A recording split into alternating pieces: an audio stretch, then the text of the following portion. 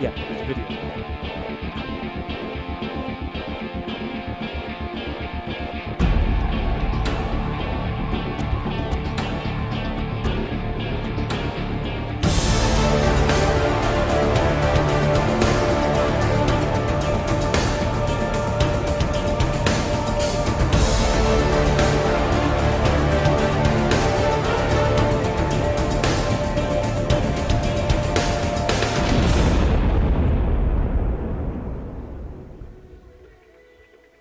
Live from Lumpkin Stadium in Waxahachie, Texas, SAGU Sports Live presents SAGU football as the Lions play host to the Texas Lutheran University Bulldogs.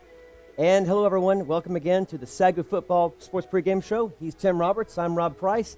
Tim, the Lions entered today's game at 1-2 after a tough loss last week against Austin College, 25-17. The Bulldogs 1-1 after a bye week. Yeah, they're coming off a bye from last week. They won their first game of the season, 38-16, actually up in Austin College. Then the week after that, they fell 31-7 to who was then number 11 ranked Trinity University.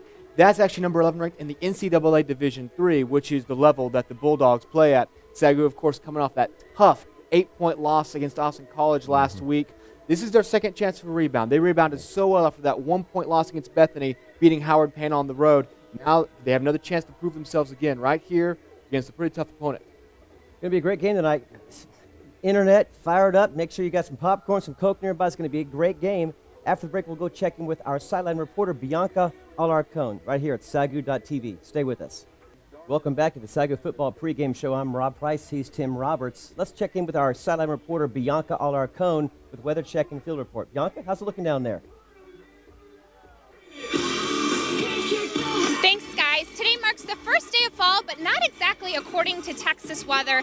93 degrees outside. According to our heat index, feels like 85 degrees. Not a cloud in the sky.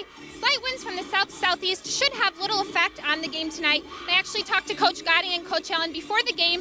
They informed me with some good news that we will not be having any players that will be sitting out due to injuries tonight. I think we're all just anxiously awaiting the first matchup between TLU and SAGU since 1998. Reporting live from the field, Bianca Alarcon, Rob and Tim, back to you. Thanks, Bianca. Tim, let's take a look now at the starting offense for the SAGU Lions on videotape. Great bunch.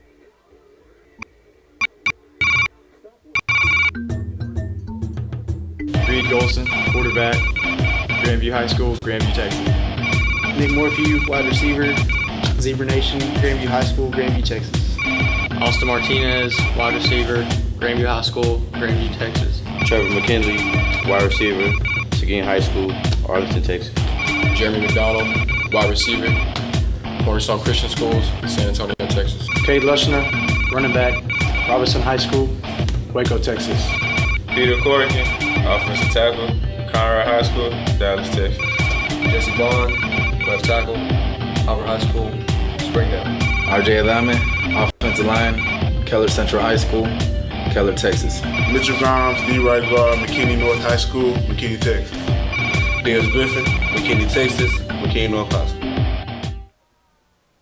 And Tim, there's your starting lineup for today's SAGU Lions. And some of these players look to play a key role in tonight's game, right? Absolutely, absolutely. So let's take a look at those real fast, the key players for the Lions offense tonight. Here are your key players for the Lions offense. Wide receiver Jeremy McDonald, Tim. He's fast, agile, could be a key force in igniting the Lions' struggling passing game tonight. Yeah, and out there opposite of him is Trevor McKinley. He's another big play wideout that could make SAGU a force to reckon with on offense. If McDonald and McKinley, as you see right here on this return from last week, McDonald and McKinley can get this big playability really clicking, this offense can become threatening in a hurry. How about running back Sean Haynes, Tim, working his way back from injury? Haynes is an elusive back with speed to match. He's an effective weapon for the run and pass as the senior really needs to become that go-to anchor, Tim, for the Lions' rushing attack. Yeah, he really does. He needs to be that spot to really, that guy to force. And again, he's coming off of injury. He's getting better every week, and we can really see it. Let's take a look at the Lions' starting defense for the night now. Nicky Connell, DB, BFT High School, Richmond, Texas. Shaquem Taylor, defensive back, Coty High School, Dallas, Texas. Brad Heathcock, free safety, Wakeland High School, Frisco, Texas. Muhammad Mansoray, outside backer, Conrad High School, Dallas, Texas. Jeremiah Mott, linebacker, Slidell High School, Slidell, Louisiana. Dalton Snyder, linebacker, Ennis High School, Ennis, Texas. Kendall Evers, inside linebacker, Danbury, Texas. Rocky Davis, middle linebacker, Santa Fe High School, Santa Fe, Texas. Rodney Johnson, defensive tackle, Springfield, Missouri, Parkview High School. Rashad Richardson, defensive line, Wasatch High School, Wasatch, Texas. Harry Ford, defensive end, Thibodeau High School, Thibodeau, Louisiana.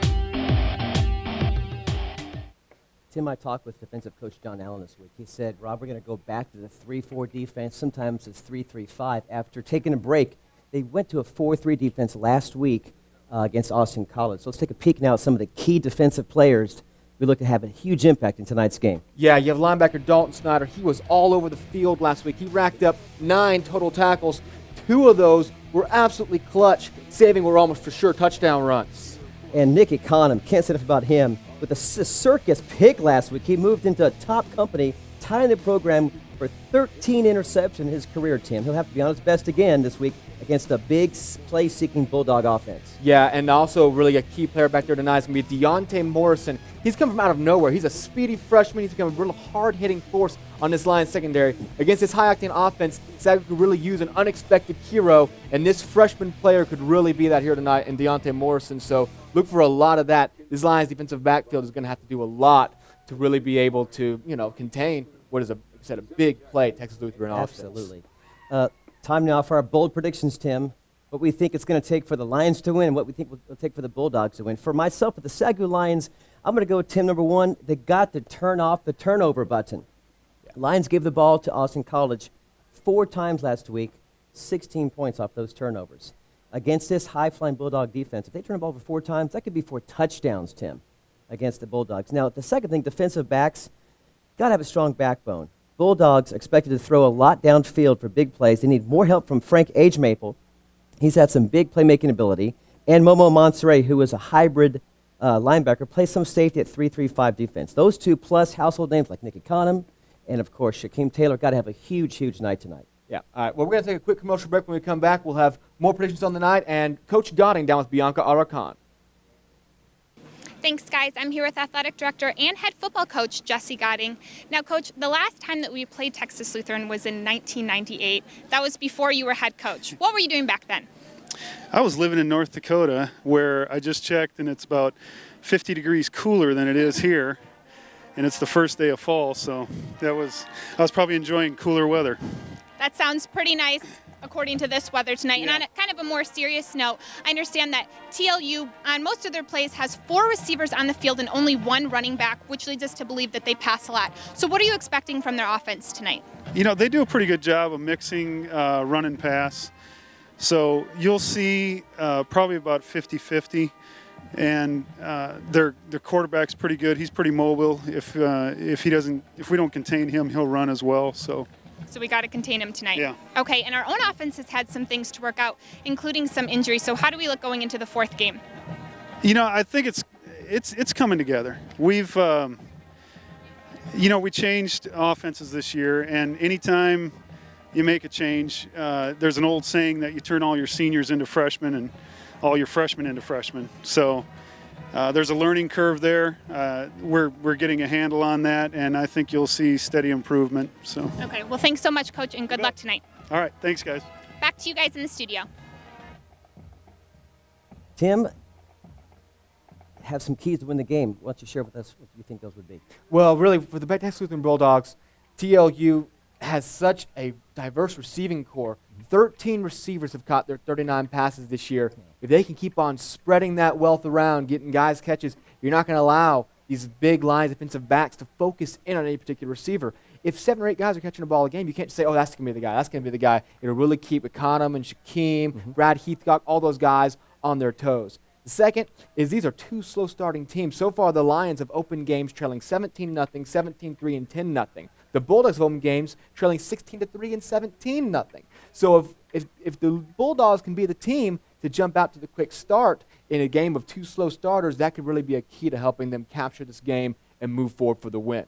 What will this mean, in your opinion, if the Lions can get back to that 2-2 mark? And if you fall to 1-3, you're really going to have to dig a hole out of it. Yeah, 1-3 would be a pretty big hole, considering what your goals were. Obviously, 500 is the first goal, second goal is your first winning season. Really, we have to look at that. 2-2, you're still in a nice position to be able to capture that first 6-4, that first winning season. If you fall in 1-3, you're playing catch up for the rest of the year, hoping for some big upsets on the road to have a chance to do that. So this is a big game for the Lions tonight. Big game for the Bulldogs too. You're 1-1. You don't want to fall down to 1-2. Last year the Bulldogs opened the season 4-1 and then went 1-4 their last 5 games to go 5-5. Similar story to what SAGU did last year. So these are two teams who want to get over that hill, and they know they have the ability to by their previous starts of last season. Historically, the Lutheran Bulldogs have beat us twice. Yeah. Back in the mid to late 90s, we won't say the scores. They were pretty bad. They're pretty bad, but hey, that was last millennium already. Last millennium, absolutely. It's hardly even matters anymore. But it was like I said, these two teams haven't played each other in a while, so not a whole lot of scouting they can do on each other. They're two unfamiliar opponents for sure. Talk about the difference between D3 play versus NAIA play.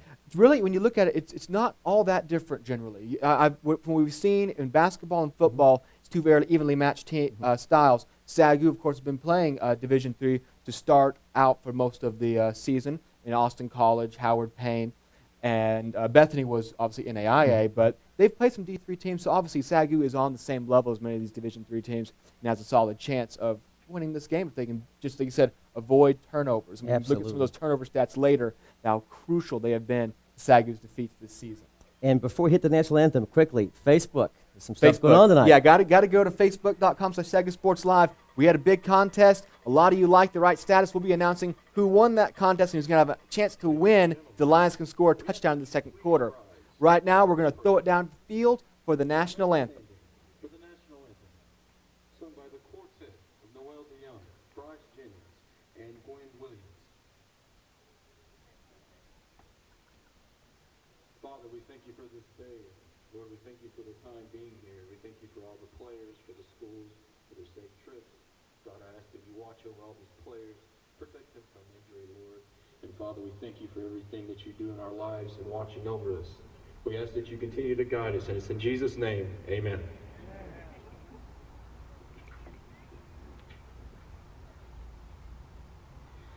Oh, say, can you see by the dawn's early light what so proudly we hailed at the twilight's last gleaming, whose bright stripes and bright stars through the perilous fight for the ramparts we watched were so gallantly streaming, and the rockets were gray, the bombs bursting in air, gave proof through the night that our flag was still there.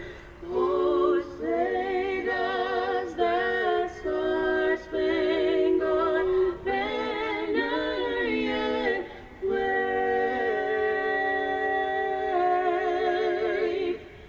o'er the land of the free and the home of the brave?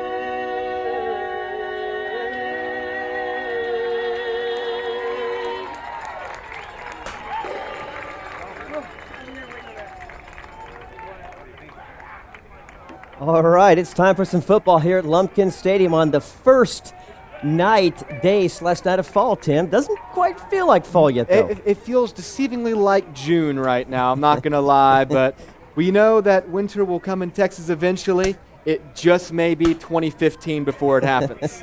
Right now, we didn't have time to talk about this real fast, but we talked about earlier how turnover is such a key factor. I just want to go over this stat with you and everybody at home here. SAGU's defense has only allowed 6 touchdowns this year. 5 of those touchdowns have come off of turnovers. So this defense has been put on the back of their heels most of the year. They've allowed touchdowns of 37, 35, 48, 65, 26, and 30 yards. Wow. That's how long the drives were. They've only allowed 1 touchdown drive of over 50 yards to happen all season. When you look at that, how great this defense has been, forcing the big turnovers, making the big plays, the onus is really on the offense tonight to not make mistakes, to take advantage of big defensive plays. So right now we're going to see the SAGU defense coming out first as the Lions line up to kick off. And it'll be interesting to see immediately how that happens. You see Texas Lutheran's coach on the sideline looking in as we're about ready to get started here. James Gish set to kick off at the 35-yard line. And here we go as the Lions kick off their 4th game of the season. Ball taken at the 3-yard line, up to the 15, 20. He's got a seam out to the 30 and falls forward to the 33-yard line. A nice return, Tim, by number 28 for the Bulldogs. A.J. Saucedo up to the 34, so that's a pretty good start for the Bulldogs. Like you said, this is an offense that pretty high-powered. They've been able to prove that they can go deep a lot. It's going to be the opposite of what we saw last week against Austin College. Perhaps the most patient, methodical, run offense you're going to see this year. Right now you're going to see an offense that is going to rely a lot more on the pass. That's going to come center of their starting quarterback, number 7, Brent Peavy. He's had a pretty good year so far. He's thrown 391 yards and 3 touchdowns and no interceptions. So he's a pretty good QB back there leading the Bulldogs. Peavy shovels off to number 18 around the right side, and he is gobbled up in a hurry. Probably lost 2-yard loss, Tim, on that play. Casey Davis gets brought down, so solid job by SAGU's defense on the first play, not falling for the trickery of the little shovel pass, essentially. It was a forward pitch. So now the Lions, as we heard from Coach Allen, do use a 3-4 defense, as you see 3 down linemen line up, led by DJ Johnson in the middle. And from the shotgun now, Peavy looks back to pass, throws left, incomplete, through the arms, through the hands of number 23.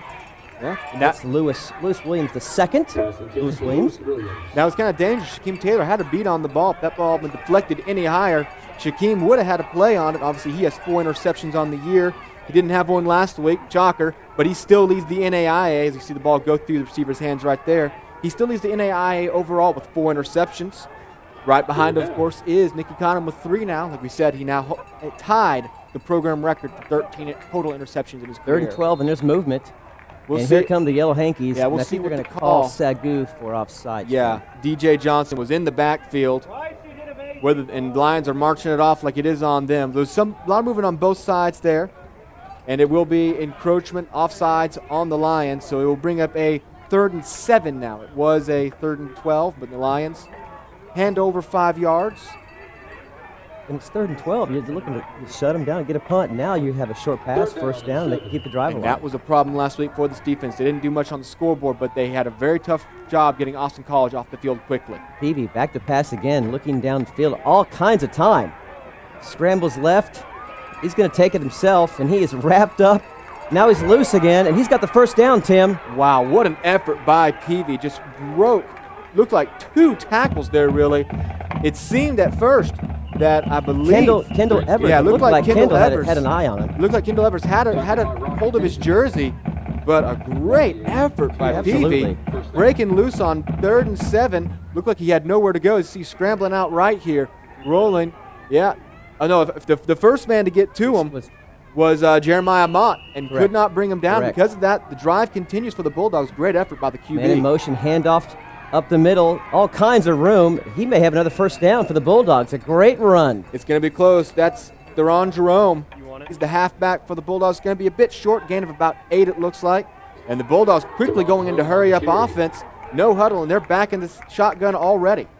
Now they'll look 2nd and 2. Now they're going to pull back and wait for a play from the sideline. Theron Jerome, a running back, a senior from Marble Falls, Texas, on the run. Quick pass out left. He's got a man for 42. Forward pass to 45, called the 46-yard line, and they're going to move the chains again, too. Yep. Lewis Williams again quickly down to the 35. And after the big 3rd down conversion, the Bulldogs suddenly having no problem. Nice little out route there. Yes. Had a lot of separation and easily gets the first down. You see right there, a little bit of trouble repairing his pads. For the Lions is number 19, Deontay Morrison. We mentioned him in the pregame as a key player for the Lions. They will have to man step in motion. up. Here's a run up the middle again, Tim, and still on his feet, churning forward to about the 30-yard line. It's Jerome again, Theron Jerome. Jerome at the middle. They'll mark him back around the 2, actually. Didn't get nearly as far as he rolled forward to. Lions defense, here's again where they were good last week. They had problems between the 20s. Right. That's where Austin College was able to pick up a lot of yards on the Lions, but the Lions were able to clamp down, force a lot of field goals last week that kept them in the game to the end. The touchdowns would have put them out of the game a lot quicker. 2nd and 7, handoff up the middle again. Slices through the SAGU defense. Now he's down to about the 25-yard line. It could be close to another Bulldog first down. Yeah, it's going to be very close to a first down. And he's hobbling, number 31. That's shaken up on the play. That right there is, I believe, that's JoJo Epps. JoJo Epps, 6 foot tall, 225 pounds. He used his full frame to break through right there. It's going to bring up a 3rd and very short. Looks like just about half a yard. Big stand time for the Lions. We haven't mentioned this yet, but quarterback Brent Peavy has his twin brother lined out on the right side, number 85. That's Cameron Peavy. Looks as if he has a connection with his brother at some point during the game. But here's a handoff right now around the right side. And nice tackle by number 34 in the play. That's Kendall Evers again on the stop, Tim. Yeah, but it looks like Dominic Hardaway should get enough for the first down, and he will. It's not a gain of much, but on 3rd and inches, that's all you need. So the chains move again for the Bulldogs, and they keep this drive alive. Bulldogs making it look easy right now, Tim. I'd like to see some more hard hits and some stops by the SAGU defense, but they're marching right down the field into almost what we call the red zone, inside the 20. Peavy now looks to get the signal from the sideline. Stays in the shotgun on 1st and 10. Handoff up the middle again. That's Hardaway again. And again, just about a half yard. This time won't be nearly as effective. The clock ticks down to 11 minutes here on the first drive of the night. Bulldogs converting on a big 3rd and 7 on the feet of Brent Peavy. Brent Peavy sends 3 wide receivers out left, 1 right. He's got a man in the backfield with him. He stays in the shotgun, and he gives it to his running back, who rumbles around the right side, and he's tackled. Great big stop tackle. by Nicky is that Econom? Yeah. Nicky Econom with a nice tackle, not allowing the running back at a one-on-one look, brings him down with a solid hit. So now it brings up another 3rd and 7. Lions have been in this spot before. Yes. Interesting, again, always interesting play call down here. Whether you try to pick up a few and go for it on 4th, or go for it all and settle for a field goal. No, not any wind tonight really to account for any of the kickers. Peavy steps back, looks right, fires right. He's got a man at the 12-yard line, complete, out of bounds. First down, Bulldogs. And that's Colin Bride on the catch. Just did a great job of putting on the brake, shaking off his defender. And another first down as they inch down almost inside the 10. That's going to be actually at the 12 is where it's going to be spotted. But the drive just keeps on clicking. You see here it right is, Tim, here. again. All kinds of time. Just a perfect hitch, and Nicky Econom just fell down as really Colin Bode just great job of slamming on the brakes and getting Peavy away. sets a man in motion. He gets the ball around the left side. He's got running room to the 5, and he's in for a touchdown. Bulldogs take an early 6-0 lead on a very easy-looking drive, Tim. Yeah, that was Casey Davis. They tried that play at the beginning of the drive. It didn't work. This time it works perfectly to the other side. Here it is again. Casey Davis into the end zone. The Bulldogs just fly down the field, really. Hardly any resistance from the defense at all. The Bulldogs don't need any big plays on that drive. They just pick it up 7 or 8 yards at a time. That drive took just under 3 minutes. Check that, just two. Just over 5. 2. Just over 5 minutes. Oh, check that, right. Clock is at 9:46. Still, nevertheless, a very efficient, fast-moving drive, Tim, as the Bulldogs march right down the field, take the opening kickoff, and punch 6 on the scoreboard. Look to make it 7 now with the extra kick, and it is up, and it's good. So the Texas Lutheran University Bulldogs jump out quick on the Lions, 7-0. Let's see if the Lions offense can respond to this early deficit, Tim. Yeah, it did not take long at all, and we mentioned that as the key. These are 2 slow-starting teams. The Lions have fallen in holes in 3 straight games. The Bulldogs have fallen in holes 2 straight games. The team that really could come out firing on all cylinders is the team with obviously the instant advantage, and the Bulldogs have the instant advantage. That was a 12-play, 68-yard drive, 5 minutes and 2 seconds total off the clock. And really, I point to the key play being that Brent Peavy scramble on 3rd and 7. Looked like the Lions, it was 3rd and 12. The offsides gave them the more makeable 3rd and 7. And we mentioned at the moment when it happened. Yeah. That penalty may have stopped the drive if it had not happened. Yeah, and that's a key moment in this drive. And 2 Lions had a chance to bring PV down short of the sticks, but he shook off both tacklers, got just enough, and about 9 plays later, great execution gets him down the field quickly, and the Lions quickly in a 7-0 hole, looking at your offense for a quick response. Set back to receive the kickoff now, as usual, looks to be Nick Morphew and number 11, Jeremy McDonald, as the Lions now get their first crack at the ball. Here's the kick, taken right at the goal line. And a twist forward. Is that a loose ball, Tim? No, there's no loose ball, but McDonald is taken down hard. He gets up a little bit slowly. His ears are probably ringing after that hit. Tried to spin around his defender and did not get anywhere. So the Lions will start about the 19-yard line. As this offense trots onto the field, they've had some consistency problems this year. And now quickly you can see this may not be like the games we've seen already with low-scoring affairs so far. This might be a bit more of a high-flying game. So the Lions offense needs to put it in gear. Put it in gear early. Reed Golson with the spread offense looks right at his lone receiver set to the right. He's going to take it himself, Tim. 25 out to the 27-yard line. Nice little scrappy run by the quarterback, Reed Golson. Might be enough for a first down. He got a nice job, and the chains do move. Reed Golson, nice way of just getting off his defender, powering through right there. Number 22, who is Darnell Bohannon Bay. Just hitting him, spinning over him, and getting an extra 2 yards off that for the first down. Great run by Golson. It brings up 1st and 10. They did move the chains. So the spread offense is still in play. 3 wide receivers left, 1 right. Shotgun. Here's the option. That's out out to Cade Lushner, Tim. Lushner, and he's going to get tripped up. Just about a 1-yard gain. They might spot it right at the line of scrimmage.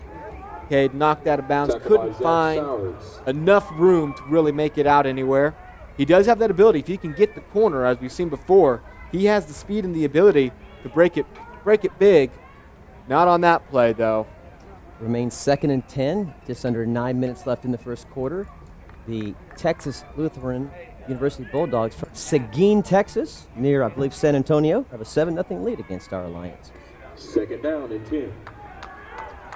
Reed Golson now sends 2 receivers left, 2 receivers right. He's got 1 lone running back, and the call does go to Lushner, and he is stopped for possibly 0 gain, maybe even 1-yard loss. Looks like no gain again on the run. No movement on the front line at all. Lushner just hit a brick wall, goes down quickly, and so the Lions now facing a 3rd and 10. It's not what you want to do on your first drive. You want to be able to start moving down the field. You want to be able to usher some sort of response after quickly going down 7-0. So you want to really be able to convert on this 3rd down. It could mean a lot. Big play here, 3rd and 10. Golson back to pass again. Now he steps up. He's going to scramble, shakes, moves down past the 40-yard line. It's a fumble, but I believe he's going to be ruled down, Tim. So it should be first down Lions. Great job by Golson. I didn't think he was going to have the ability to make it when he got in the middle of the field here. Just uses his speed to break forward, reaches forward for the extra yardage. He didn't need it at all. He had the first down easily. Once he saw that the men were covered, he took it very well. So Golson, watch right here, his eyes looking up, and just did enough of a move. Nice shoulder stop by number fake. 14. It's Adam McGuire on the stop. Very nice shoulder fake. And we see movement right there. Interesting to see always interesting to see which way these calls go. Whether it's the offense's fault for moving or the defense did come across and touch a player. And it will be offsides on the defense. So a free 5 for the Lions. Golson so far. Tim, talk about Golson. When you establish early that you can run with the ball as a quarterback, what does that do to you defensively to put you on your heels? It doesn't put you on your heels. It puts you on your toes. It makes you have to come forward a little bit. You have to respect the fact this guy has already run for 2 10-plus yard games on you. You can't just stay back stationary and guard your man. You've got to acknowledge you can run. That might be able to give the receiver the step or 2 he needs to break it big. So the Lions now approaching midfield, keeping this drive alive. Golson hands off to Lushner, who scrambles forward to just past midfield. Lions. So mixing up with the run now. Lions try that play again, get a few more. It's a play you can try since you have the 1st and 5. Yep. And so you'll come up with about a 2nd and 3. Well, the Bulldogs probably knew they were going to run, so we knew it, they knew it, but you have to establish the run game early. still have to Well, establish. it's all you've established so far. Even the plays you tried to pass, you've run. So the run game is definitely firmly established for the Lions. Eventually, they're going to have to go to the air, obviously, to keep that run game working. 2nd and 3 now. Oh, And trip. boy, that was a great stop. Great tackle right there. That's number 27. Tackle Sean Haynes Zach for a 3-yard loss. Zach Sowers comes right through the backfield. Tackle by Zach Sowers. Knocks Sean Haynes down. That's going to be a loss for the Lions. It's going to bring up It another looked like third Golson down. was going to pull the ball back out of the breadbasket, but he let Haynes keep it. By that time, he was snapped up. See right here on the replay, Golson gets the snap. Watch this. It's like he wants to just. Yeah, he saw Sowers come into the backfield, tried to get out of there, but sometimes it's better just to take your loss, not try to pull the ball back. That can result in fumbles. 3rd and 7 for the Lions now. Need to keep this Golson drive moving. runs left, now fires left. Not a great pass, but it is complete. I think McDonald has enough. We'll see where the ball is. Jeremy spot. McDonald, a nice catch. They're going to spot him about a yard short. Yeah, that ball was shown kind of thrown kind of short, I should say. It was. He had to reach forward to grab the ball, so that probably stopped him from going forward past the front, the first down marker. The Lions looks like they are keeping the offense on the field, bringing in more of a 4th down set. It's 4th and 1. I like this. Yeah. You have to acknowledge early that, like we said, this might not be a 13-12 game. This could be a much higher scoring affair, and you need to start establishing early that you have an offense that can play well too. So the Lions go under center, 4th and 1. It's a sneak. There's a sneak. And depends on the spot. We will see. Lions are signaling forward. Obviously, Texas Lutheran disagrees. It's going to be close, Tim. It's going to be very close. Really There was not a whole lot of movement on the front line.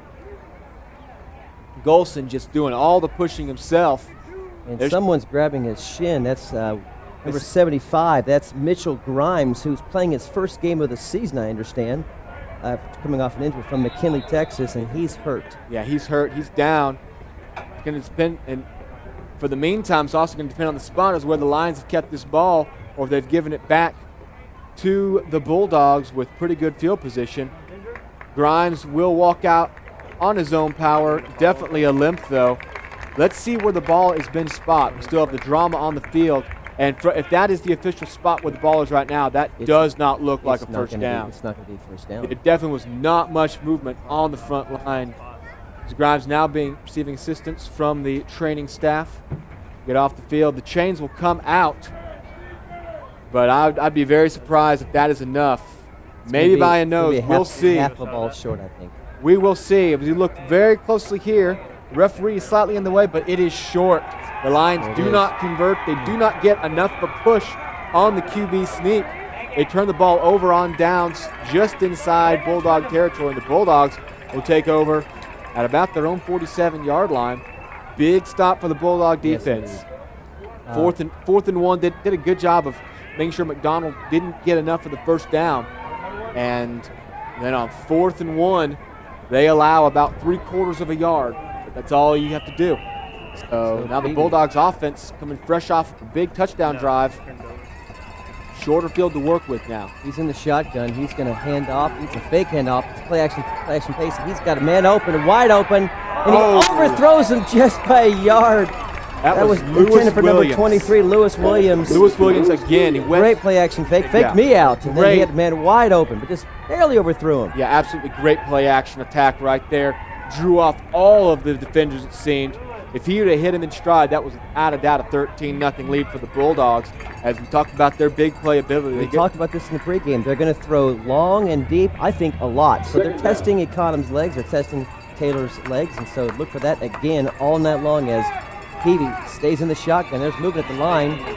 And there's a flag. There's a flag. There was movement on the Lutheran, on the Texas Lutheran offensive line. Whether they're going to indicate that it was the Lions' fault, and they are signaling. Well, they're pointing and debating.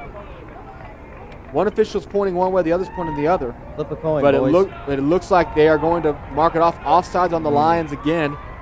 Texas Lutheran jumped off, but it looked like when they jumped off, a Lions man still might have been in the neutral zone. And so that results in a free 5, moves the ball into Lions territory.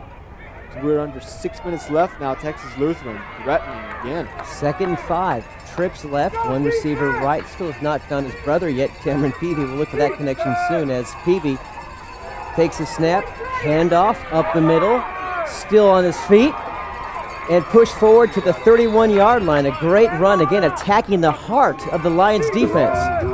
Not afraid to challenge that at all. And really, they're on Jerome. Yards after the first hit. It looks like he's about 10 yards after he was first contacted, being dragged down for about 5 more yards. Great job. Bulldogs down to the 32, looking to try to open this one up early. Here's the snap. Jerome gets the call again.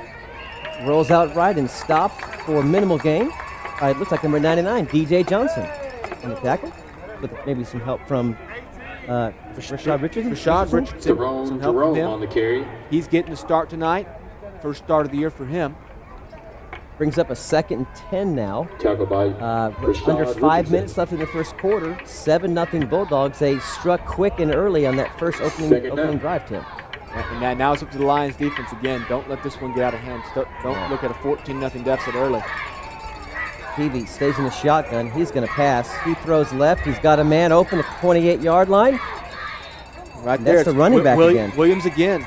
Lewis Williams again. Check that wide receiver. He's short enough to be a running back. Yeah, he is listed as a wide receiver. Great job just getting out there. They've been able to find a lot of success already in that little area. The little quick stops are going off the Lions defenders. And again, that's the threat of a deep play, of a deep play ability. The defenders can't come up and play you man-to-man around the line of scrimmage. They have to give you some respect because you just almost burned them for a 56-yard touchdown pass a minute ago. Peavy finding the soft spots in the zone quick and early, figuring out the SAGU defense. Now the SAGU Lions show blitz, handoff up the middle again, and he's going to be short. Inside. He's going to be short of the first down, Tim. Jerome is short by a yard. Defense budges a little bit on the line, but is able to respond quick enough. So now Peavy looks to the sideline for the call, and it appears Texas Lutheran will go for it on 4th and 2. So, no indication to the contrary. SAGU tried it. Bulldogs said, we'll try 4th and 1. We're inside the 25-yard line. It's going to be miss it. We have great field position against you. So. It's going to be about a 4th and 2, actually, so the Lions defense chance to stand strong big right play here. Early in the first quarter. Big play. Keep the Bulldogs off the board. Lions almost Peavy looking to get the free first down by calling a fake snap, and that was a timeout. I think it was all set up to see if they could call the Lions offsides, and they almost got him. Yeah, and that's a worthwhile strategy. I'm not usually a fan of it because I don't like burning a timeout on just the chance you might make them jump offsides. Right. Lions have jumped offsides twice already in the first quarter, so great job by them. Almost got him. Lions took a step. Here they might break across, but they don't. So they settle for the timeout. Generally that means that they're going to come out for field goal. True. But we'll see if that's the case at this time, as they've got a pretty large huddle by the 40-yard line. I do see the kicker, Alan Kane, hanging around the outside of that group, and he will, I believe, lead the group out. So the senior from San Antonio, Texas, Alan Kane, if they like to go to field goal. And they will. So that's going to be about a 41-yarder. 41-yarder. Put the Bulldogs up 10-0 in the first quarter. And again, you mentioned you don't want the Lions to go down in a hole. 10-0's hard enough. Here we go again, getting down to an early deficit. So they need to maybe put a block on this or whisk it away. Maybe return one for 6 themselves. But regardless, here comes the kick from the 31-yard line. Snap, the kick is up, plenty of leg. And that kick is good. No surprise there. Alan Kane was a first-team All-American last season. He split the upright 17 times. He split them once tonight. So, off of the Lions' inability to convert on 4th and 1, the Bulldogs take the ball about 35 yards, get in field goal range, split the uprights, and go up 10-0 early. Kermit Bridge is not happy about the 10-0 deficit again. Well, on the bright side, you can say the Lions were in a 10-0 deficit last week as well. And although they did not come out on the winning side of the game, they did fight back to take a 17-16 lead on the game. So 10-0 we've seen evaporate quickly around here before. Lions offense was looking good on their last drive, was clicking. Reed Golson's legs were making it work, had a good pass to McDonald, but fell just short, and they couldn't get enough of an initial push off the line for the first down. Again, looking at the offense. The offense's job now to get back in the game. The speedster Trevor McKinley sets up on the right side. A former track star, I understand, in high school, along with Jeremy McDonald on the left side, set to receive the kick. As the Bulldogs jump out to a quick 10-0 lead. Still 3 minutes left in the first quarter here at Lumpkin Stadium in Waxahachie on the first day of fall. Feel like it, but it's the first day of fall. 7 plays, 53 yards, and 251 for the Bulldogs on that field goal drive. It's the kick is away. Great kick deep in the end zone, and that'll be a touchback for the Lions as they'll set up shop at the 25-yard line. 25-yard line. New rules, new yard lines. We'll get used to that rule eventually, but it takes some time right now. So again, now the Lions offense back onto the field. Not, like I said, not a bad drive last time. They got into Bulldog territory. Looked like there was some penalty markers, actually, as we see it now. Some discussion between Coach Godding and the official. McKinley and McDonald are still out there, though they're receivers, but they are also the main returner. So I wonder if we might see a re-kick. And it looks like we're going to see a re-kick. We'll have a re-kick on this. Perhaps from the motion I was looking at, it looked like it was offsides on the Bulldogs. So you can do that. 5 yards. So they'll be kicking off from the 30-yard line instead of the 35. We'll see if the Lions can get a better result. They would have had 25. Now they have a chance to bring it out deeper as the Bulldogs will kick it from 5 yards further back off of the offsides penalty. You can have that if you cross the 30-yard line or 35-yard line before the kick is away. You are officially offsides. Again, Alan Kane, as you mentioned, an All-American, the first-team All-American, also up for the Fred Mitchell Award as an academic All-American. So hats off to the Bulldogs kicker, both on and off the field, excelling in his college career. And here's the kick from the 30-yard line. And this one might be fielded, Tim. It looks like it will be at the 2 by McDonald, and he does take it up.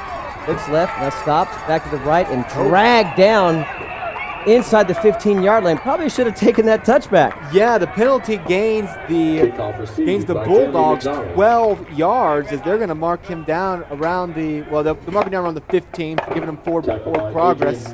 And so, yeah, the penalty will gain them 10 yards. They would have 25 on the touchback. I mean, that's the gamble you got to take. It's a gamble. I was just about to say, yeah. You know, you roll the dice on that. Every time you have a penalty, only 5 yards on a potential big special play, it may really benefit you or it may really, really hurt you. It gets the defenders 5 yards further off the ball, and you do have 2 big return men. So Golson back to pass on 1st and 10.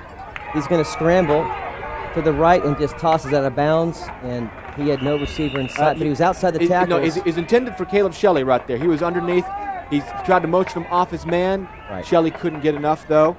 Ball goes over his head. Like I'm saying, on the kickoff, you know, that's the kind of risk you got to take when you're looking for a big play spark. Just didn't work out. The Bulldogs do a great job on kick coverage.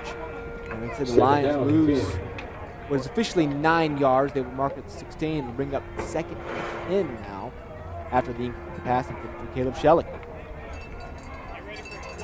Man in motion. Golson stays in the shotgun, now trips right as he sets his offense. There's a run. He's going to keep it himself, and he slides forward inside the 22-yard line. Like an option play, he said, let's keep this one myself. Yeah, he did a good job on the option. Got enough focus on Sean Haynes on the outside that he was able to find a hole, split it, gains about 6 yards, bring up 3rd and 4 for the Lions. 3rd down and 4. Still this is one of those plays where 3rd and 4, again, it has pass written all over it, but you've got Haynes. He can get 4 yards for you. You got Haynes, you got Golson, you got Lushner. This is a very powerful rushing attack with Candy. Let's say you see again. Golson doing a good job on his legs tonight. Has some impressive gains. Lions have 3 setbacks now. Golson from the left hash mark. He's got 3 running backs surrounding him, and he's going to throw up the middle. He's got a 1st down, still on his feet, now wrapped up at the 29-yard line. And Jeremy McDonald for the 1st down. I love the fake handoff Golson did here to absolutely nobody. Absolutely no one. He stuck the ball out for the fake handoff. I don't know if someone's supposed to be there. It works, though. The Lions move the chains. Golson to McDonald for the 1st down. Absolutely. So a little trickery in the hat for Golson as we now are under 2 minutes left in the first quarter. Golson looks like he's going to be in the shotgun a lot tonight. He's got 3 running backs surrounding him, wide receiver left and right. Here's the snap. He gives it off to, is that Haynes, Tim? No, it looks like Lushner. Is that Lushner? On the carry. Okay, Leshner on He the carry. is brought down. Gain of no gain at all. Gain of no. Gain of none. That's the third time. Gain of 0. Third time tonight for Lushner. No gain on the play. So it's going to be 2nd and 10. Second down. I'd like to see the Lions try to go deep one time, and they've got some speedy receivers. McKinley's fast. Morpheus got some speed. Golson's going to look. He's in trouble, still on his feet now, and he's going to be sacked. And that back at the 25-yard line. A great play by the defense of the Bulldogs. That right there is why it's so hard for the Lions to go deep. Here it is again. Golson had no time on that play, just surrounded by a host of Bulldogs. Dragged down by Darnell Bohannon Bay. I think I got that name right, actually. I'm proud of myself. So it's going to be a 3rd and long for the Lions now. Like you said, you said you want to go deep. That's the problem. Golson only had about 1 second of free to look space. Deep. You're right. And unless these receivers can run a 40 in 1 second, that's not enough time to go deep. Well, he has to throw now in 3rd 15. He's going to do that. He's going to look right first. Now throws downfield. Incomplete. Looking for McKinley. 4th down. Lions are going to be forced to punt deep in their own territory. Golson being forced to run from the outset. That's what the pressure from the Bulldogs and really the weaknesses of the SAGU offensive line is forcing him to do. He has no time to step back and survey the field. He's having to catch the ball and run quickly to the outside. That works because he has legs that can carry him, but throwing it kind of off balance there. It's a young offensive line. 4 or 5 are underclassmen. So if they stick around for a while, they will improve. But you're right. There's a young offensive lineman trying to find their way to give Golson the protection he needs. So it sets up a punt at the 10-yard line. Back set to receivers number 25, Gary McCarthy. The short punt takes a line bounce and out around the 35, 36-yard line. So the Bulldogs will come out for probably the last play of the first quarter. Ball on the 35-yard line, holding a 10-0 lead. Doing a good job of getting the Lions offense off the field pretty quickly on that one after the 3rd down conversion. Coach Gotting looking for a defensive stop from his John Allen-led defense, now moving to the 3-4.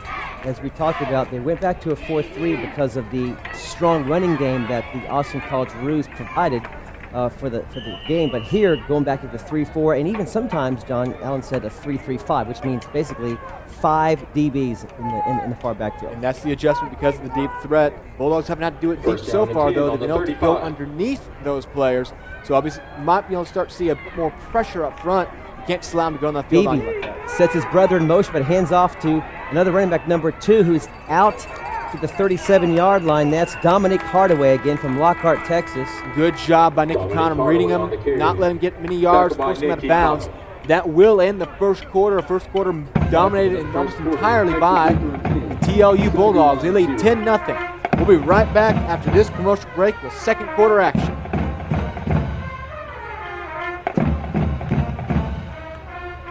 And we're back live at Lumpkin Stadium. As we were coming back out of commercial break, the Bulldogs handed off to number 2, Dominic Hardaway, and he scrambled forward almost into the end zone, Tim. Yeah, he had the angle. The Lions had to chase him down. You see it right there. Number 32, Muhammad Mansoure, chasing him down, but not before he gets down to the 16-yard line. Just great breakaway speed. He got the angle, got the corner, took it. Off to the races.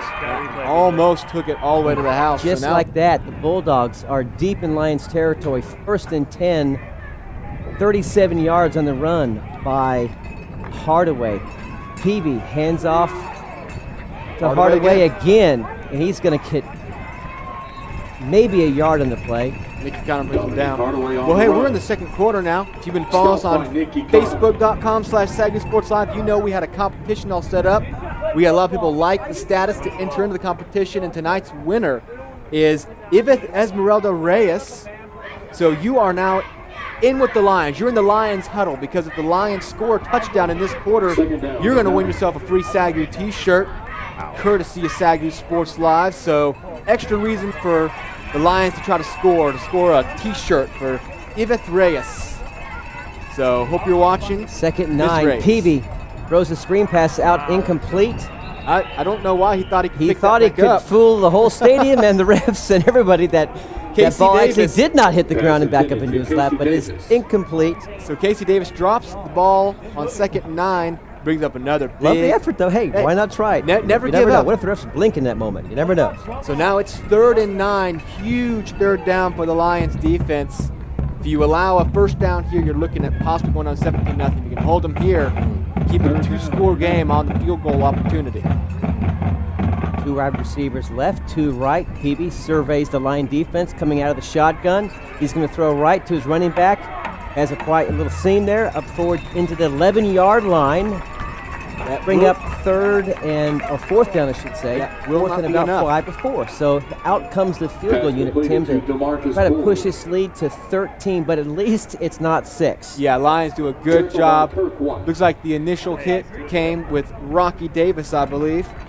And that is just enough to keep the Bulldogs from progressing any further inside the Lions territory, so it'll hold to a field goal attempt, trying to make it 13-0. Ball set at the 24, so we'll call that a 19, so about a 29-yard field goal attempt by the All-American kicker, Alan Kane. Kick is up. It just split through the left side of the upright, so that's good, and the Bulldogs jump out to a 13-0 lead just a minute and 10 seconds into the second quarter, and the Lions have got to respond to him on this drive to get at least those 3 back, hopefully more. Yeah, we're looking at some first quarter stats here. Net yards, the Bulldogs were leading 89-36 at the end of the first quarter. Obviously, they opened up the second quarter with a big run. So they're up a lot higher now, probably in the 130 range. Lions only 36 total yards on offense. Golson, 5 attempts, 12 yards passing in the air, so he's got to get that passing game going. Yeah, that's you got to make that a lot better. You have 25 yards on the ground on 5 carries. That's pretty good. But so far, only 5 passing attempts, only 2 completions. Only 2 have been completed. Both of those to Jeremy McDonald for 12 yards. And again, very spread. 6 plays, 53 yards. Most of those on the ground on the 37-yard run by the running back. Play took a minute and 17 seconds, Tim, so a quick strikeout for Hardaway's run. Very spread look from the running game for the Bulldogs. They had 5 players touch the ball in the first quarter. Only 4 passing attempts from Peavy, believe it or not. He was 3 for 4 in the first quarter for 26 yards. Still looking for that PV pipeline. I've not seen it yet. His twin brother, Cameron, plays alongside him, number 85. So we'll look to see if there's a connection there between brothers. But for now, the Lions will be back on offense. And there's a short kick. Not the best effort by the kickoff for the Lions defense Bulldogs. And he's forward to about the 35-yard line. So Lions capitalize on a very fair to below average kick, Tim. Well, again, that sometimes that might even be the strategy, though. When you see that happen, a lot of times the team is hoping for a mistake. You have Grant Robinson catching the ball. He's a free safety. He's not going to touch the ball very often. He's a freshman free safety. You don't know if you're going to force a fumble. Obviously, like you said, the ball goes 10 yards. It's live. The ball bounces. You can recover it. It counts as a 30-yard onside kick. And nowadays that the touchback is the 25 anyways, you lost 10 yards on that, but it was 10 yards on the gamble of maybe getting the ball back. So that might have been the strategy.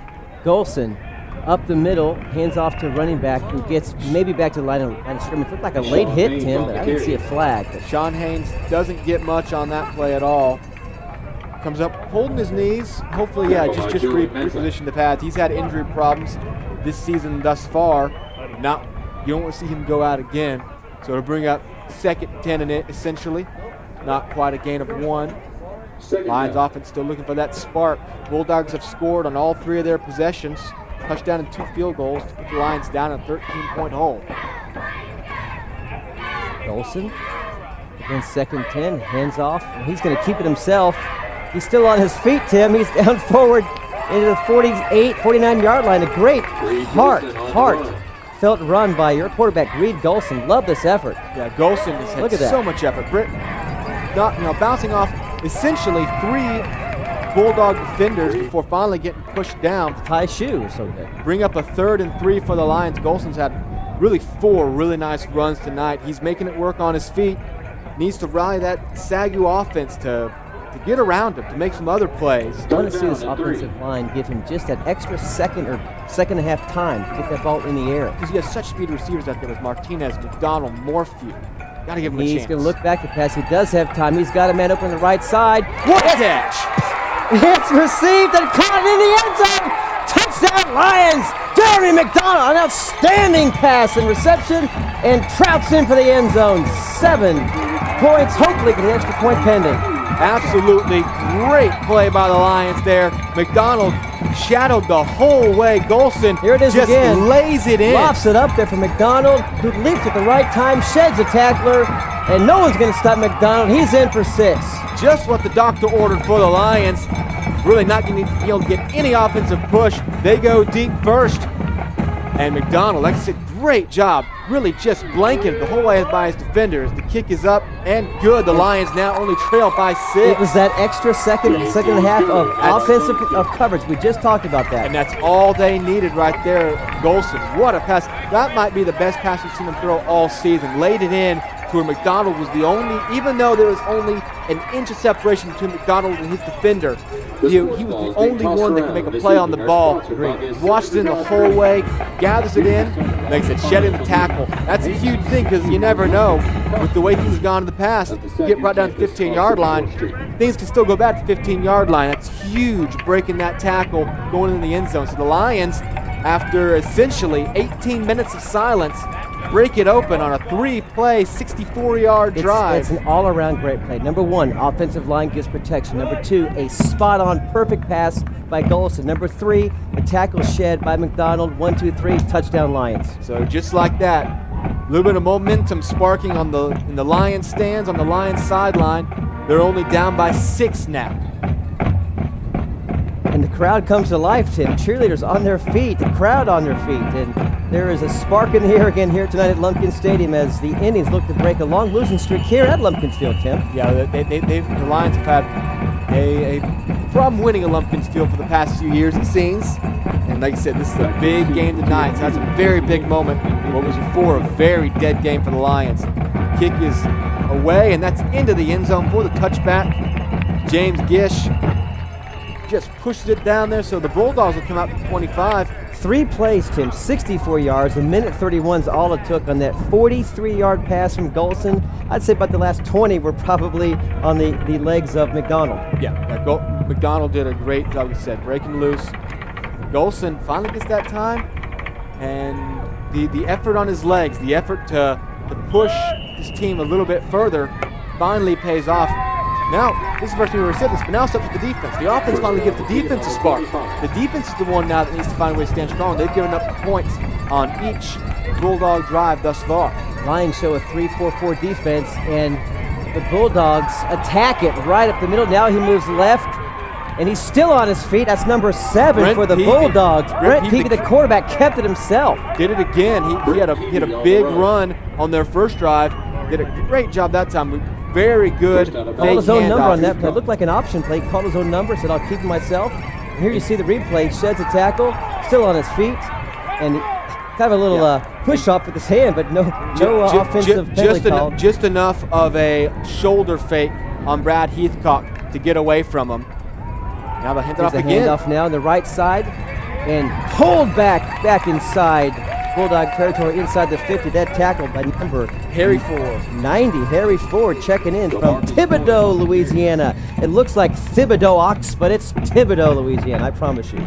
So it's a gain of 1 for the Bulldogs into Lions territory again, but good stop by the Lions defense, needing to, like I said, really needing to bolster down. I think one of our deans, Joseph Hartman, hails from Thibodaux, Louisiana, Tim.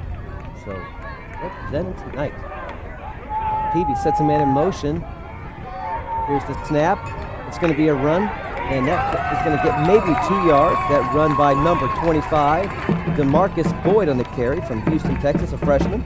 DeMarcus Boyd on the carry. Listed as a red shirt in the program, but I don't think he is because he's playing. He's playing. You just never trust a program. your eligibility right there with that one play.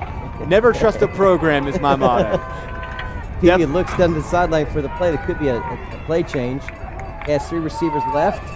Looks back to pass. He's going to throw left. He's got a man. He's open. 10-5. Touchdown, Bulldogs. What a fantastic play right in the breadbasket of his receiver. Lewis Williams with the touchdown catch. Perfectly laid in. Look at this. Peavy lays it in. Just got Deontay Morrison all turned around. He did not know where the ball was coming and just, it looked like he was lost on the play. It falls into the hands of Williams, and the Bulldogs waste no time in punching 6 right back onto the board. It's extra point. They can go back up by 13 very quickly. Extra point now by the Bulldogs is up, and it is good. 4 plays, Tim, 75 yards, just 1:38 on a huge pass play from the quarterback, Brent Peavy, who's showing he has an arm. Yeah, well, we knew he had it coming into the game. He throws deep on that one, and it finally works just enough of a good job to just get in there. So now the Bulldogs lead 20-7. And the Lions offense, right after a explosive output of their own, the Bulldogs said waste absolutely no time in getting right back down the field. You mentioned the defense had to step up, and unfortunately they got caught there on that long pass play. And again, looked like the DB just kind of turned his body the wrong way. Yeah, Morrison, I don't know if there might have been some sun issues or what, but he did not know which angle that ball was coming from. He was completely turned around, gets laid right into his hands. So now the Lions offense trailing by 13 again. Receive the kickoff. Standard McDonald-McKinley back to receive. 10:35 left in the second quarter. The Lions need to climb out of a 13-point deficit. And they'll try to get 7 back on the board right here. Another short kick, Tim. Again, this may be the play. And it's taken at the 23-yard line by McKinley, who gets forward to about the 32-yard line. So perhaps the high short kick allows the kicking team to get the coverage that they need to stop that play from going any more further forward. It's possible that the Bulldogs did their homework this weekend. They saw the big returns by McDonald and McKinley. Both of them had big returns in Austin, game against Austin College. So they might have done their homework and known, hey, if we have to cede 10 or 11 yards on short kicks, we'll do that, especially when you're up by 13. The only way that really can start hurting you is if you give up those big long scores for the last time. Obviously, nothing quicker than a kickoff return for a touchdown, so they go with the short, safe route, and we'll see if it pays off. 1st and 10, Golson fires a quick pass left. It's caught by McKinley out to the 42-yard line. I like that quick strike, Tim. Yeah, looks very good. Golson turning, knew he was going to from the snap, flips it out to McKinley, who breaks forward for just enough yards for the first down. He lined up in the slot, just took a few steps left, kind of almost like a screen, a forward screen pass, a soft spot in the rapid line of scrimmage, and there it is, had protection, great blocking coverage. It was up in the air. McKinley had to go get it, that's for sure. But he does, and so the Lions convert for another first down. That offense. Outstanding work by our camera crew tonight, getting us all the replays brought to you here at SAGU.TV. Thanks to an amazing student crew working the cameras tonight for our viewers. Reed Golson back again. Now he's going to throw right. Same play, just the other side. Looks like the exact same play, just mirrored. And again, the receiver, McKinley, on the play, gain of 4. The Lions offense maybe getting a little bit of traction. Those first couple drives, they couldn't quite do it. Got stopped on a 4th and short and had a quick drive, essentially a 3-and-out. They got the first down, but they had to punt right after. So hardly matters which way it goes there. Got the big touchdown last time and getting a little bit of movement right now. Again, I'm going underneath the defender. And again, it's not the same play, but it's the same play mirrored. So it caught the defense just a little bit off guard. They didn't expect the same exact play. So a mirrored play works. And so Golson, 2nd and 6, near midfield. He's going to keep it himself. He's got running room around the outside. Great block by his running back. Well, that was one of his receivers, wasn't it? McKinley playing off next to him. Didn't have the angle for the block. Had to get around Golson to lay the block. He does. Let's see if we have that on replay again. And I think that was enough for. No, they're going to call him just short and see. McKinley puts a great block in 14. And it's not frees Golson for another 3 or 4 yards. And I think it's going to be good enough for a first down. It's not. They're marking him a yard short. going to be a long yard, too, so third and maybe a long one. inch. Look at that. You've got to be kidding me. Third and a long one for the Lions. He could sneeze and have a first down. So not Haynes enough. gets the ball, and that's going to be real close. Tim. Not enough. Sean Haynes is going to be brought down. The line is, we're looking for the 48. That's going to look about the 48 and a half. Unless, and he's not going to get the spot he needs. No, they're going to set that back for no gain at all. And so the Lions, after failing on 4th and 1, just inside Bulldog territory once, won't try it this time. Steven Stewart walks onto the field, trailing by 13. The Lions will punt it away on 4th and 1, just inside Bulldog territory. Back to receive is Colin Bode. Stewart from Magnolia, Texas, sends it up high in the air, end over end. A fair catch called at the 21-yard line. 16-yard line. Took that 16-yard line. So 7:31 left in the first half, and the Bulldogs looking to add to a 20-7 lead, Tim. And it's a tough call. A great scramble by Golson leaves you third and a sniffle, and then they run a running play that gets a loss of yard and punting, just like that. And it is a tough call. If you're a coach, you probably want to go for that. You want to go for that 4th and 1. Who's on? But I mean, you've already failed on it once, and the way the Bulldogs are moving, it's hard to give them just the threat of having that little field to play with. Defense needs to stand up. Bulldogs are 4 for 4 so far on scoring in each drive. Touchdown, field goal, touchdown. Here's the snap. It's a run. Tackled by number 21 for the Lions, Rocky Davis. First time we've called his name tonight, Tim.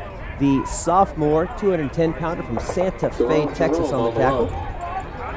Bring up 2nd and long for the TLU Bulldogs, Texas Lutheran University from Seguin, Texas. Trying to improve their record from 1-1 to 2-1 on the young year after a bye last week. So they're probably fresh with their legs and ready for another win. Like I said, this offense has been looking very good thus far.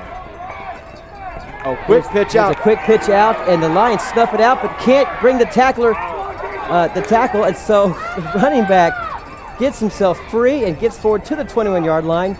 The Lions had that play read. Yeah, that was just a great extra effort by Casey Davis. It looked like he was going to be brought down for a loss of 3 or 4. Dalton Snyder had him in his grasp. And the Lions read the play out. It was a quick little flip play. Had it read out, it looked like, but he is able to scramble forward for a gain of 4, bring up a 3rd and 4 now. Lions defense trying to force their first 3 and out of the night, trying to force their first punt of the night. Sure. Red Peavy will stay in the shotgun at 3rd and 4. He has 3 receivers left. Look for a pass, but no, he's going to get off to his running back, and he is not going to make the first down, Tim. So that brings up a 4th down, and we could have the first punt. Finally, for the Bulldogs to give the Lions a chance to get the ball near midfield. Nice stop by Kirk White there. Just a yard short. Not much to spare there for sure. But at their own 25, facing 4th and 1, the Bulldogs will punt it away, holding a nice 13-point lead. Back to receive is Brad Heathcock. And we'll see what kind of field position the Lions can come away with as the clock ticks under 6 minutes. This could be prime situation for the Lions to try to get a quick score before the half. Special teams can make or break a game like this, and that's a big kick, fair caught by Heathcock. At about the 41-yard line. A lot of pressure there, right up the middle. Rocky Davis almost got his hand in there for the block. Sure did. Just under 5.5 remaining. Now the Lions will get the ball back. They were, again, clicking on offense last time. They were moving along pretty nice. But then on the 3rd and 1, they met a brick wall. First down and were quickly brought down. Couldn't progress any further, but the defense forces their first punt of the game on a 3 and out. So first 3 and out, first punt. Good job by the defense. Lions now need to get a nice touchdown before the half. Absolutely. That'd be very, very huge if you get a touchdown before the half and you get the ball back first. So here's the snap. Golson looks left. He's looking for McDonald. McDonald catches it, but he is shoved out of bounds, and that's an incomplete pass, although a nice catch by McDonald. Another very nice pass from Golson to McDonald, but McDonald didn't quite have the angle on it that time, had to go out of bounds to pull it in. Golson receives the play. They went the same place, though, and it worked again, kind of picking on the defender covering McDonald. Sure. So narrowly miss a big gain there, bring up second and 10. Now, like I said, it's a big drive.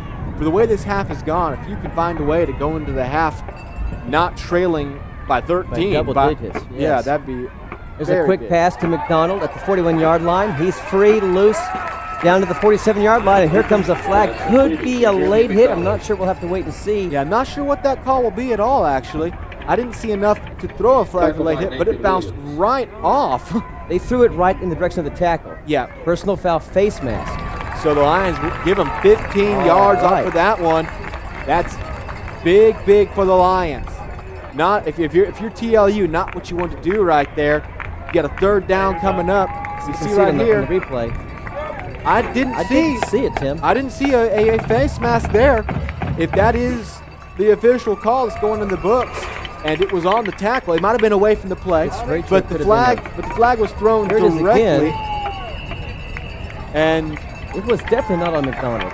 There was it had to have been, or it was a gift for the Lions, because there's definitely no face mask on the tackle. So the Lions maybe getting a free gift there as Golson scrambles up the middle now, down to about the 32-yard line. Wow. Golson again just gets the ball, doesn't have anything. You see his shoulders moving all the time. It's hard to read a quarterback who's never giving away which way he's going to go. The shoulder indicates where he's going to lead, but he does a good job with those fakes. Gets down a gain of 6. Lions offense needs to capitalize off the big penalty. Bradley Snowden on the tackle for the Bulldogs brings up 2nd and 4 for Golson. We're under 4 minutes and 30 seconds in the first half, and the Lions looking to cut this lead to 6 perhaps. There's an option play. Luster will get the pitch from the quarterback Golson, and he scrambles forward, pushed out of bounds inside the 30-yard line. So the Lions continue to move the chains. I like this energy now that I'm seeing from the purple and gold. Yeah, it's a lot more consistency we've seen in either of the past 2 games played here at Lumpkin Stadium.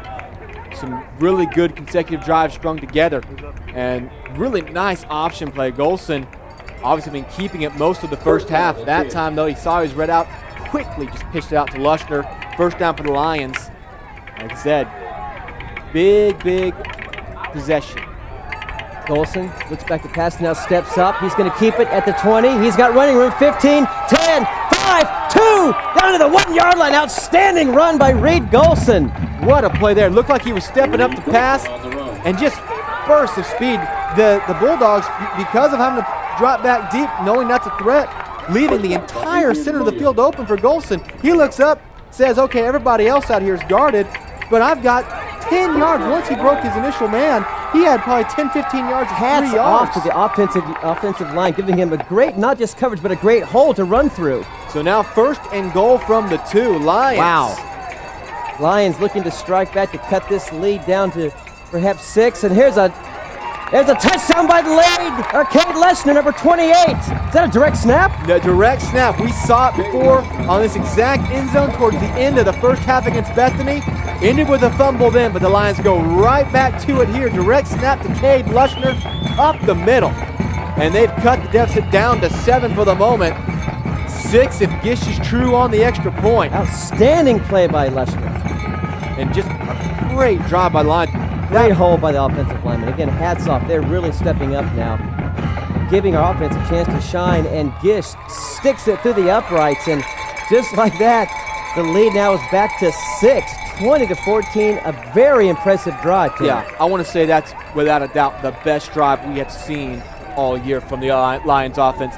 Didn't use a big play, didn't get some sort of luck, didn't come off of a turnover. They just got the ball back. One penalty. Had one penalty that aided them, but big plays all around. Just PMP yards on the end. Reed Golson right now, really looking sharp in this game. He has a touchdown pass and just a string of very solid runs. The big one down to the 2-yard line there. What's happening is you're seeing the Lions tell the Bulldogs, we are not going away. Absolutely not. We are going to be around. This is going to play offense. We'll play offense. That play, or that drive, 6 plays, 60 yards, a minute 58, capped off by a 3-yard run by Cade Leshner, and the Lions are just 6 down from tying this game up. Perhaps a stop. Tim, get the ball back, cut it to 3. Perhaps? You never know. Right now, the Lions offense has a lot of momentum, and the defense coming off a 3 and out. So, right? Just like that, the entire tenor of this game has changed. The Bulldogs led by 13. Lions got the quick score.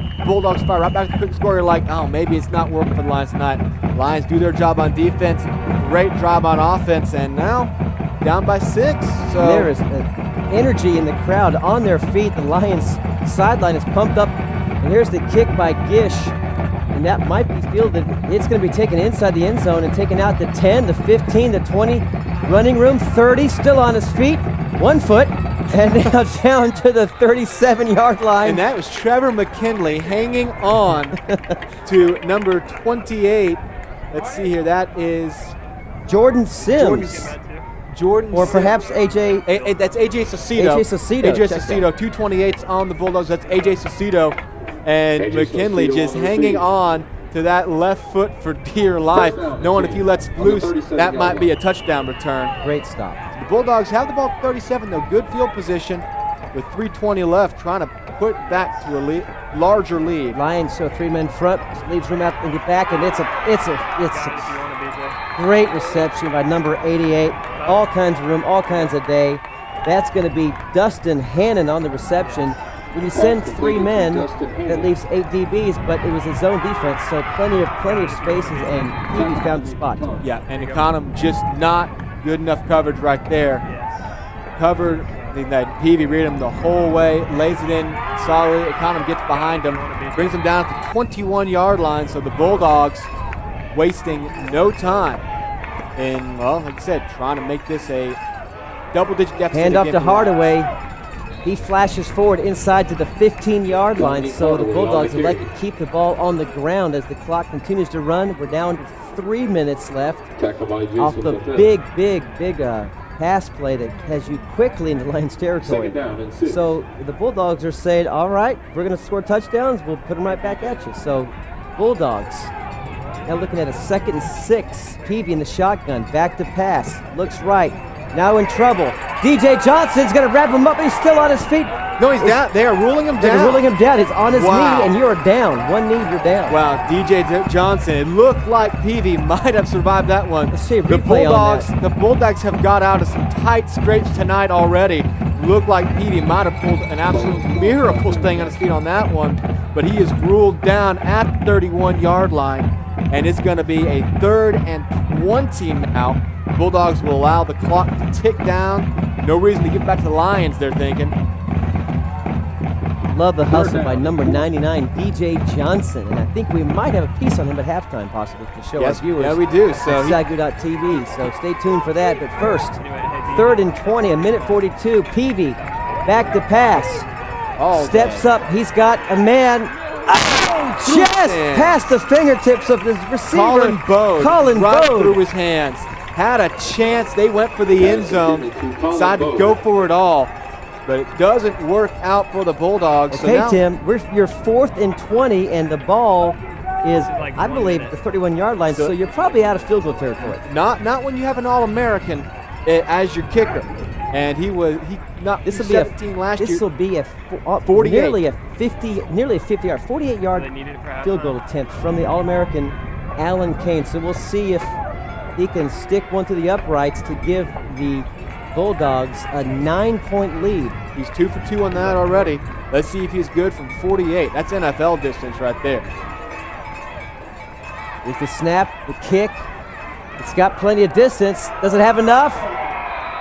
It is good by maybe a yard, Tim. Just enough. And that's why he's an All-American kicker for the Bulldogs. Absolutely. Just enough, but man, a 48-yarder. The line driver, he knew he had to have distance in a hurry, got just enough height, plenty of leg, and maybe a yard and a half, Tim. Outstanding kick, and it was true the whole way.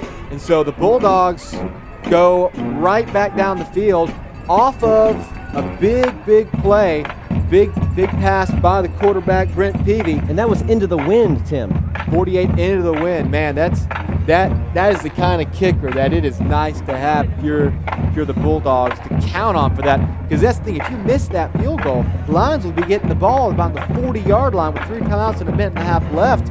So you could have been giving the Lions very good field position. Instead, the Bulldogs stretch it out to a 9-point lead. Lions now, with a minute and a half, they do have all 3 timeouts. So can't rule out the Lions trying to, again, quickly go down the field. They've had no problem a few other times. 5-play, 32-yard drive, took 2 minutes exactly, ended on a 48-yarder. Like I said, the flags are blowing into the face of Alan Kane. I'm impressed. Got to give it to him. Like I said, he's an All-American for a reason, and he does his homework too. He's up for the, what was the award? He's up for the Fred Mitchell Award. So he's on that watch list. So he has time to practice 50-yarders and ace tests. Ball taken at the 11-yard line, and end-over-end tackle near the 20-yard line. Oh, what a late hit. There's a late hit, and the flags are flying. That's move. going to be a big-time penalty against the Bulldogs. And that is coming against, I believe it's going to be against number 88. He had the big catch to set up the field goal, but he was clearly down, comes across about 2 or 3 seconds after the play was over. Lays on a big old hit. Oh, well, now they're waving it off. They're going to wave it off. I'm very surprised because it looked like he took 2 or 3 extra steps and laid in a hit. The coaches talked him out of it. Sometimes talking to his ear can change your minds. And it worked that time. That penalty would have put the Lions at 35. Instead, they're just at the 20 after the wave off of, well, I agree with the initial flag. I really did. That was a solid lick on McKinley after he was clearly on the ground. Now, what will the Lions try to do? Minute and 25 left. Golson's in the shotgun. He's going to fire right to his receiver. And McDonald had it in his hands, and it was stripped up before he could make a football move. Otherwise, that's a fumble, so probably a good to Jeremy McDonald. Bohannon Bay again covering McDonald like a blanket. Knocks it out, and so we 2nd and 10. Lions, minute 21 left. Again, that's a play where I almost don't mind him dropping the ball because if he caught it and dropped it, took 1 extra step, that's a fumble. So, incomplete pass doesn't doom you at all there. So the Lions 2nd and 10. Still staying in that spread offense. Trying to muster an attack just for the half. Golson looks right again. He's got McDonald. This time complete to McDonald, and first down, Lions. What a catch by McDonald there. Was out in front of him. He just puts those hands off and vice grips that ball up to the 34-yard line.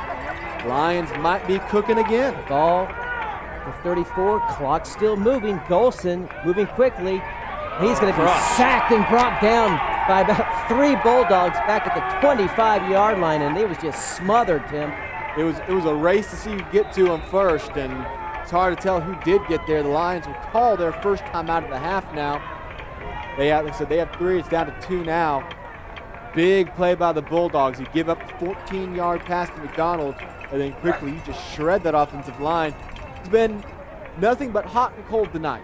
They've sprung some big runs. They've given Golson time for a couple of big pass plays, but occasionally 3 Bulldogs hit Golson before he can even look up. Well, and the problem was when you play a quick hurry-up offense like that, sometimes the offensive line is still breathing, getting set, tired, so that can kind of come back to bite you the wrong way because you've got to allow time for your offensive line to rest as well. So Bulldogs had a bit more energy in that play, Tim, and so a gang tackle sack leaves the Lions 2nd and 17. 2nd and 17 now as we come out of this timeout.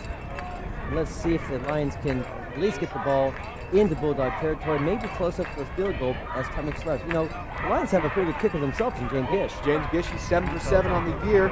He's still atop the NAIA with 7 field goals. So he's number 1 in the NAIA himself.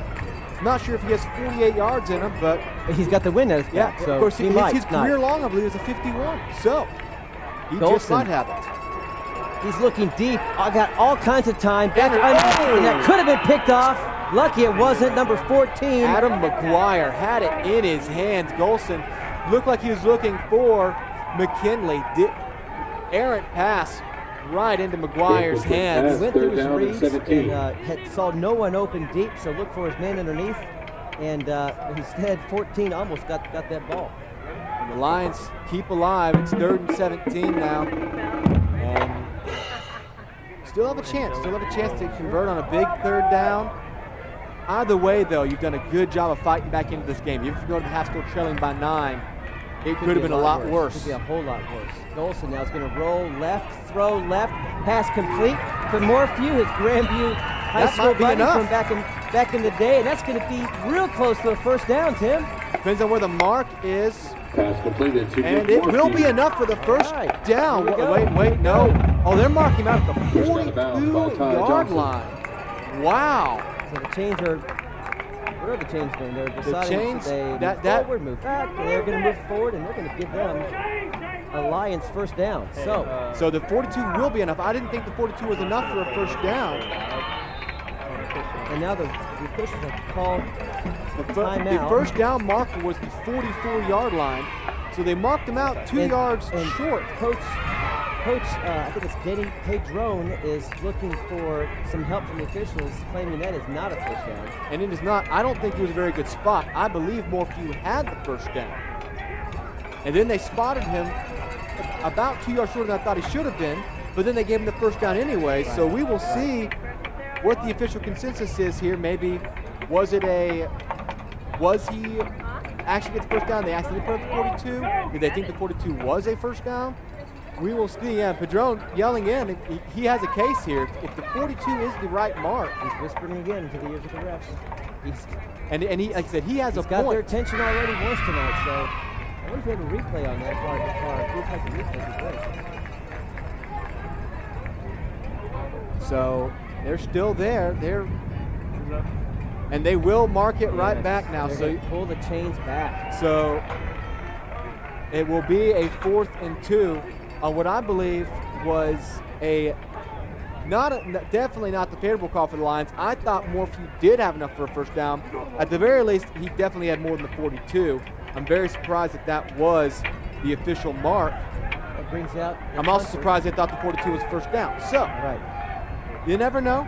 You never know what the reading was. And now the chains are definitely not set correctly. But I don't think it's going to matter. The officials are still hovering over the ball.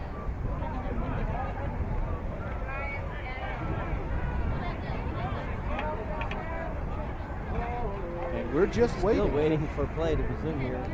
There's about 41 seconds remaining in the second quarter. And I'm not sure what we're waiting for, Tim. If it's 4th down, we should be playing some football. If it's 4th down or if it's first down, either way, we should play some football. Either way, let's play some football. I think maybe they're looking for where to spot the chains at. I would spot them back where they were initially. That would be the safe bet. And now they're marching them back. And the yard. Looks like they're going to give the Lions a first down after all. How about that? I officially have no clue what is going on. Yes, or I should say the punter marches back off the field. The offense marches back on the field. So tectonic shift. Move the first down marker 2 yards further in. The Lions do get enough for the first down. In which dimension, we're not sure. First down. But it will be a 1st and 10 from the 42 after debates about the quantum physics of first down markers. So the Lions definitely alive now. 42-yard line, 41 seconds remaining in the half. Can Golson get his offense into field goal position for his kicker, James Gish? So we shall find out as Golson takes the snap. He looks to pass. He's got a man. McDonald incomplete. It's broken up by number 5. Pass intended to Jeremy McDonald. We'll check that. That's Adrian Moya. Adrian Moya, again, also number 5. The Bulldogs have enormous number of players, so they share numbers. Offense has perhaps number 5, and defense and offense, so we're trying to get our names straight. We have a very long list of Bulldogs to call for each night. Second down. 2nd 10 now, 36 seconds left. Golson sends 4 receivers out, 1 running back behind him. He runs right, throws right, and over the shoulder of the intended receiver, Nick Morphew. Pass intended to Nick Morphew. Brings up a 3rd and 10 now with 31 seconds left. Golson now 8 for 16 on the night. 124 yards, touchdown. Yeah, and a touchdown. So now 3rd and 10 for the Lions. 31 seconds remaining. After getting first down on, like I said, a bizarre situation, gives them the first down. You kind of want to take advantage of that. When weirdness goes your way, you want to swing that in your favor. Golson surveys the defense, the 3-4 defense, showing blitz. The linebacker now, he pulls back. Golson steps into the pocket, all kinds of room. First down and more. into Bulldog territory, down to the 40-yard line, and they probably should call timeout if they have one left. They have 2 left, and I'm sure they will. As the clock does stop with the first down markers move, but we'll see if they need more time to set up another timeout. play. Lions with 21 seconds left. Reed Golson, just like you said, just so much space. He just looks downfield and sees nothing but green grass ahead of him. He gets 10, 15 yards before the Bulldogs even have a man in his vicinity. And that's not selfish play. That's smart play. That's an option. You've got to take that field. Even though you have running backs and receivers downfield, the defense gives you that hole in the middle. You have to take it. Well, the defense is doing a good job of shutting down the receivers. What not doing a good job for is accounting for Golson's legs. So Golson has made him pay a solid 4 or 5 times in the first half alone. He's really doing a good job of leading this offense. And so now, offensive coordinator Frank Christian sends his troops back out in the field. I would assume hoping 2 plays in the first half. You have a timeout in your pocket still. So the Lions trying to knock one more score in before the half, trailing by 9. The flag bearer is up. He'd like to start running off of a touchdown. He wants to run. Let's see what Golson does with his legs when he looks for a man downfield or taking himself like he has with a lot of success so far in his first half. So 21 seconds left in Golson. Back to pass again. He steps up in the pocket, throws got a man, in the end zone. Oh, McDonald the ball knocks was it out. Loose. Wow.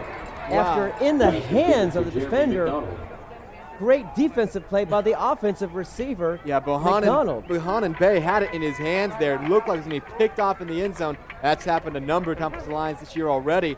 And then McDonald, like you said, he went from wide receiver to DB really fast there, knocks the ball out of the defender's hands, keeps the scoring chance alive for the Lions. 14 ticks remaining in the first half. I'd like to see them get maybe 15 more yards and send Gish out there and punch 3 more. But I like here. the thought going deep to McDonald again, and it almost worked.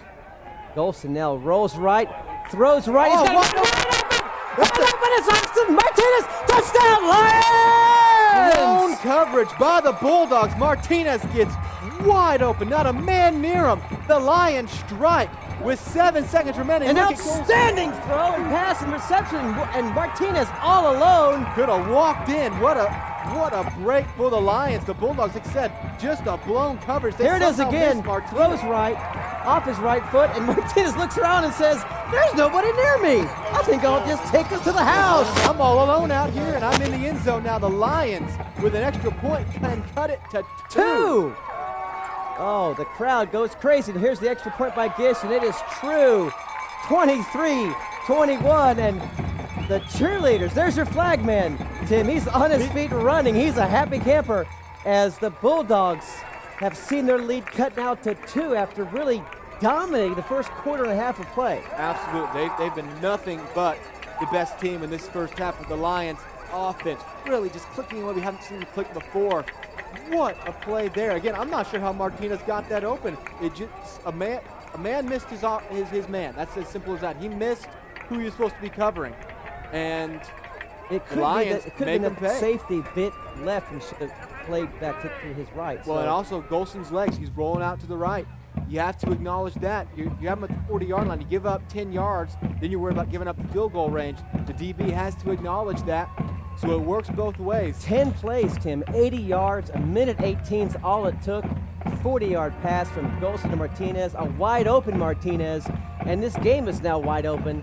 It's close, Tim, 23-21. You called it a high-scoring affair, and look at that score. We're not at the halftime yet. Before the end of the half, you've got the momentum going into the locker room. Around here so far. And you get to hold it.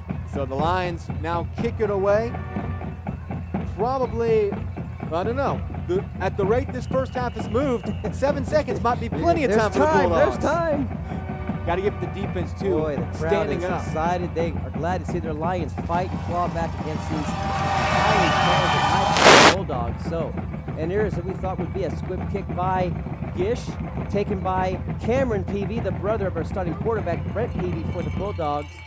Down to 2 seconds left, and the ball will be spotted near the 35-yard line. Now the Bulldogs will come out, and again, a little bit stunned if you're them. You led 13-0. You led 20-7. Lions on a 14-3 run right now.